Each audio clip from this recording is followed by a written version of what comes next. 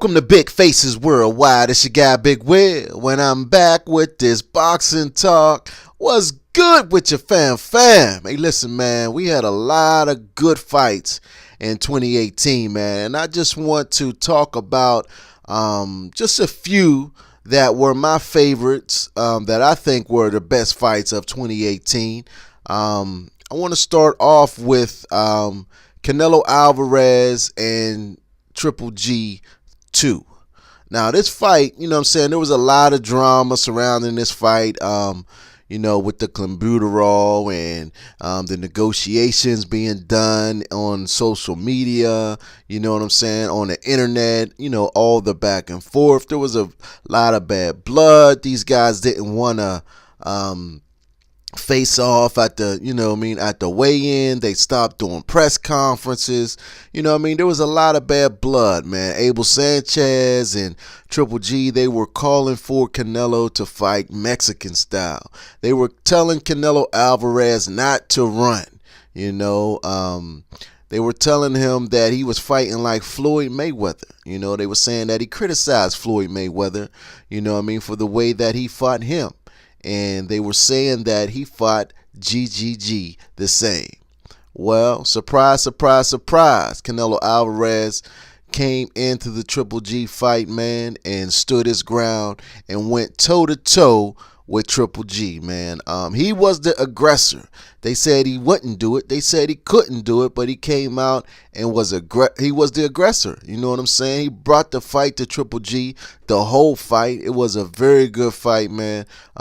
Back and forth action, man. I love them fights when, you go to the scorecards and you don't know who won. You know what I'm saying? You're waiting for the judges. The whole place is quiet because you're waiting to see what the scorecards are going to be, man. And actually, I thought it was a draw, or I thought Triple G could have won.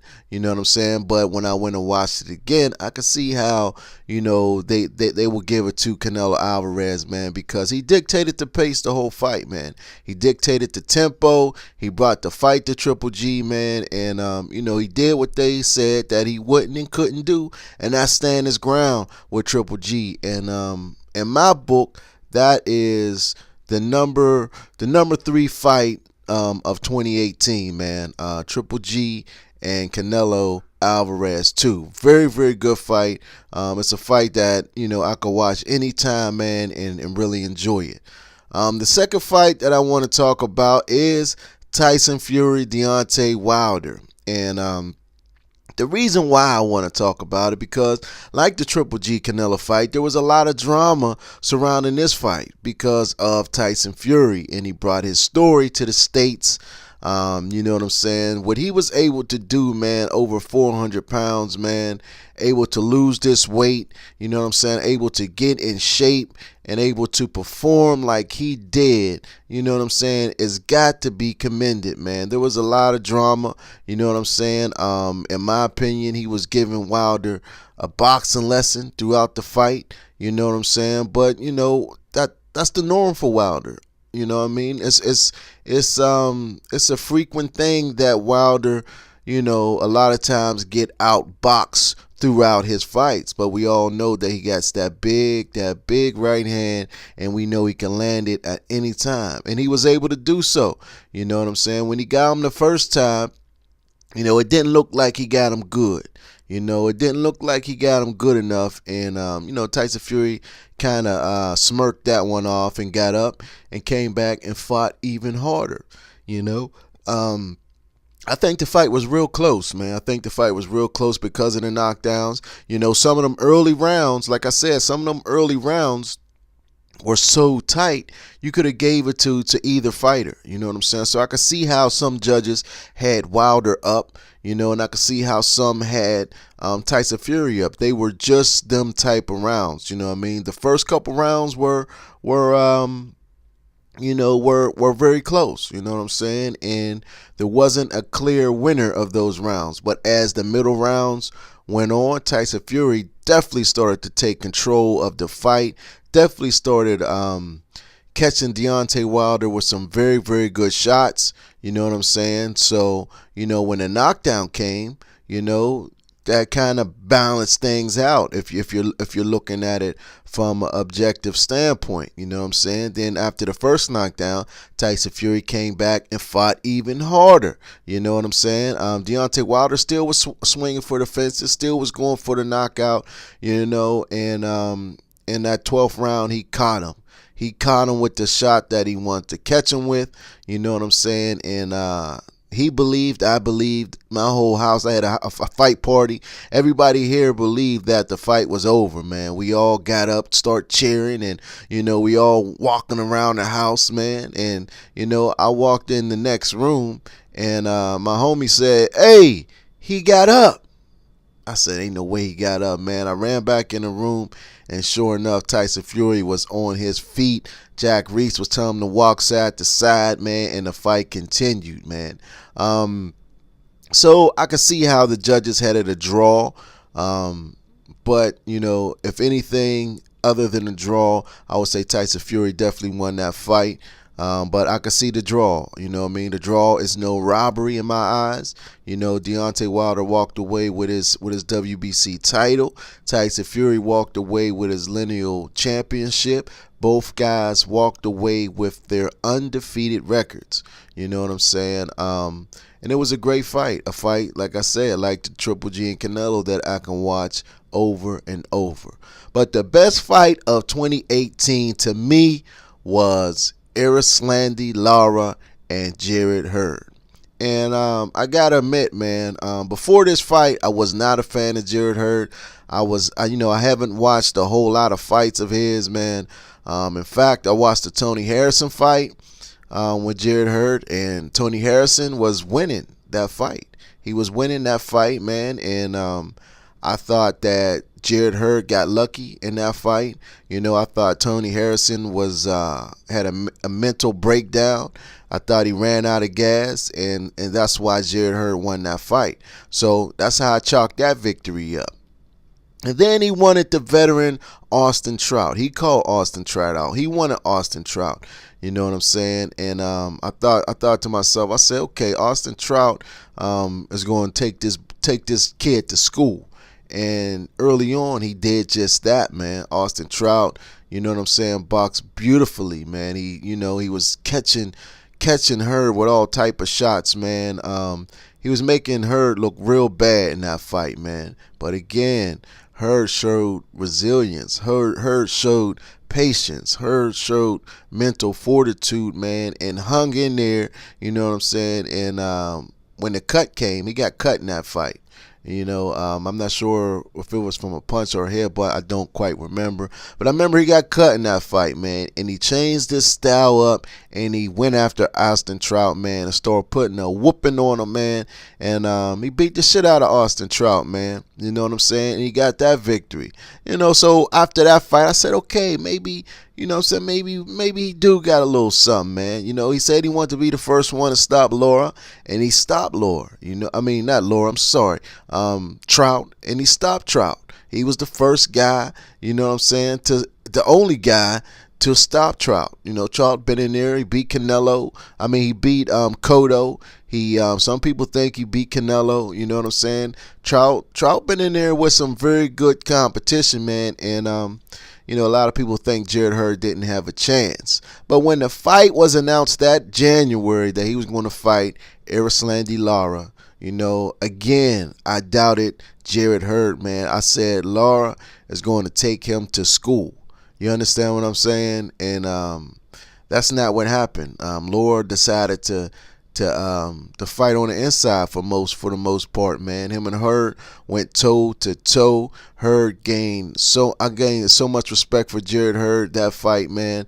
I learned to never doubt him again.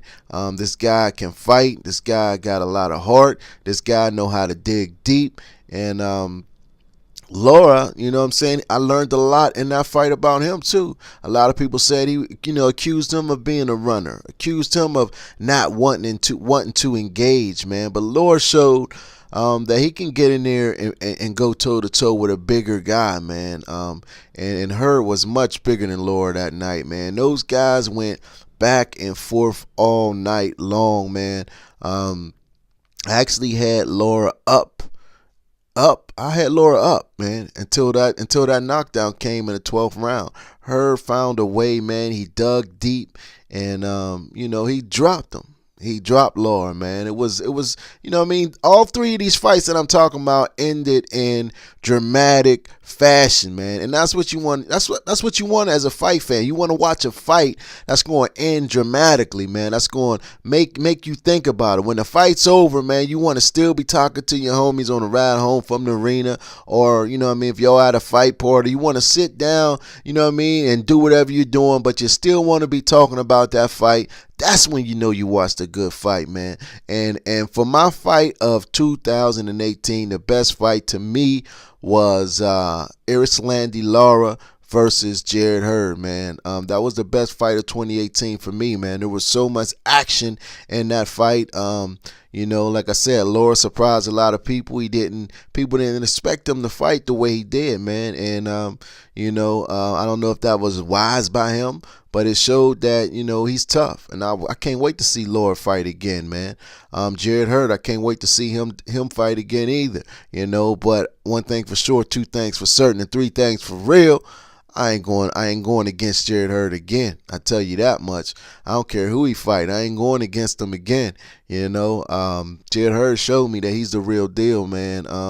And you gonna have to really, really punch really, really hard to beat Jarrett Hurd. You know what I'm saying? Or you're going to have to be able to withstand a lot of punishment to be able to make it through 12 rounds with Jarrett Hurd, man. And it just sucks that Jermell Charlo lost to Tony Harrison. You know what I'm saying? Because I was so much interested in that fight, man.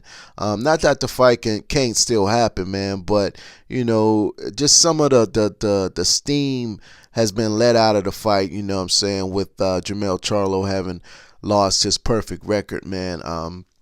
I wanted to see two undefeated champions go at it, man.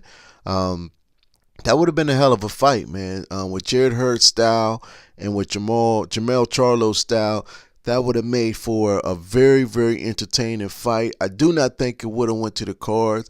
I do not know who would have won that fight. It all depends on if Jarrett Hurd was able to take Jermell Charlo's power, because the boy was going to get hit, man. If he fought Charlo, he was definitely going to get hit, man. And it was all about if he could withstand Jermell Charlo's power, man. If he could withstand his power, then it could have been a long night for Jermell Charlo. You know what I'm saying? But you can't count them Texas boys out. I do believe Jermell Charlo learned the lesson through that fight. You know what I'm saying? I do believe he'll have a great bounce back in 2019. I believe that he'll fight Tony Harrison again. I do believe that he'll get the victory, and maybe we can get the Hurd Charlo fight sometime in 2019. I was listening to an interview with Ernesto Rodriguez, who is the trainer of Jarrett Hurd, and he was saying if the scenario played out just the way like I just said it, if Jermell Charlo was to go back and regain his title from Tony Harrison, because there was a rematch clause, then maybe we can get Hurd and Charlo sometime around October, November. I still would love to see that fight, man. So hopefully we get it, man. But just like Erislandy Lara wanted a rematch with Hurd, and he still hasn't gotten it yet. You know what I'm saying? He was a champion. I'm sure there was some type of rematch clause in that contract, and we still didn't see that. So who's to say that we'll see Harrison and Charlo too? Who's to say? Because we didn't get Lara and Hurd too. You know what I'm saying? I know it would be foolish on Lara's part to not have had a rematch clause. I can't see him not having one. But you never know. Both guys were champions. Maybe they said the winner takes all. You know what I'm saying? But I know that he was calling for the rematch, but Hurd didn't want the rematch. He said that he wanted to make unification fights because he didn't plan on being at the weight very long. So he wanted to make meaningful unification fights and then move up to 160. However, he just fought a guy by the name of Jason Wellborn. But we all know that was, coming off the surgery. He wanted to test it out, and of course he wouldn't go up against Erislandy Lara. But I seen Lara back in the gym, dog. I seen him back in the gym. He's down there working with Ronnie Shields, and I even seen Rigondeaux down there working with Ronnie Shields with the big heavyweight Effie Ajaba, you know what I'm saying? Big Maul Charlo, man. So they got some good guys down there. I'm sure that good worth ethic is rubbing off on each other, man. And that's what you want in the gym, man. You want guys that's really gonna get in there and work hard, man, because hard work definitely rubs off, man. That's why, throughout my life, I try to surround myself with dudes that are doing something, man, that are positive, or making things happen, man, because I like to make things happen. And if I'm around some people who is not trying to make things happen, I'm gonna become stagnant in whatever it is I'm doing. So, I try to roll dolo or roll with dudes that's making it happen, man. And them guys down there in Texas, Rigondeaux, Lara, Ajaba, Maul Charlo, Ronnie Shields, those guys are making things happen. But that is my favorite fight of 2018. I got Canelo Triple G coming in at 3. I got Wilder Tyson Fury coming in at number 2. And at number 1, I got Erislandy Lara and Jarrett Hurd. I'd like to thank you all for tuning in to Big Faces Worldwide. I'm your guy, Big Will. If you're yet to subscribe to my channel, don't leave out of here without tapping on that subscribe button. Also, tap dance on the like button. Share, comment. I like to bust it up in the comment sections with my subscribers, man. With people who ain't subscribed but just want to talk some shit. Let's shoot the shit about this boxing talk. I know a lot of you might not agree with my picks for fight of the year. There were a lot of good fights this year. There were a lot of good fights that I could have chosen. But these are the ones that I enjoyed watching, that I watched quite a few times, man, because they were real exciting, man. But that's all I got for now. It's your boy Big Will. What's good with your fam? I'll holla back.